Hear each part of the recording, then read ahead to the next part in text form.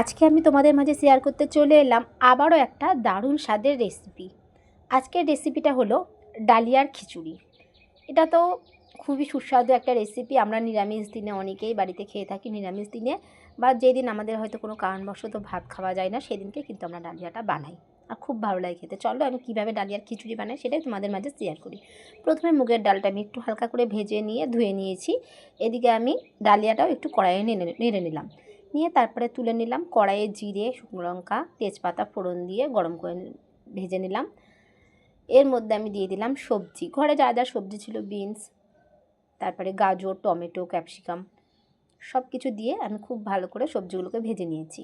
সবজিগুলো ভাজা হয়ে যাওয়ার পরে এর মধ্যে আদা বাটা, আদা একটু ঘষে নিয়েছিলাম, ঘষে সেই আদাটা দিয়ে দিলাম।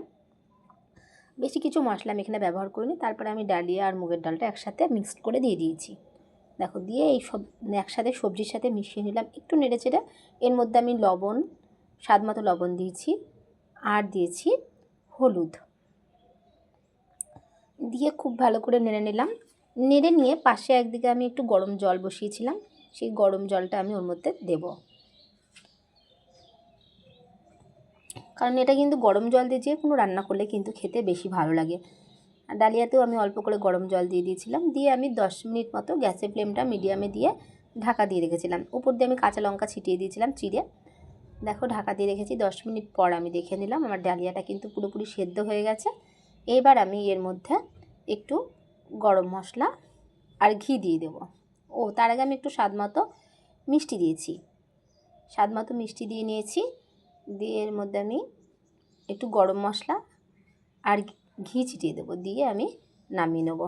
দেখো, আমার ডালিয়া রান্নাটা কিন্তু পুরোপুরি রেডি হয়ে গেছে। কেমন লাগলো তোমাদের এই রেসিপিটা অবশ্যই কমেন্টে জানিও। আর একদিন বাড়িতে বানিয়ে খেয়ে আমাকে কমেন্ট বক্সে জানিয়ে যেও কেমন লাগলো তোমাদের এইভাবে ডালিয়াটা বানিয়ে খেতে।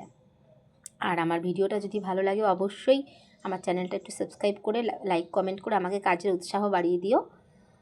ধন্যবাদ সবাইকে। প্রত্যেকদিন তোমাদের জন্য এই চ্যানেলে নতুন নতুন রান্নার ভিডিও আমি শেয়ার করব।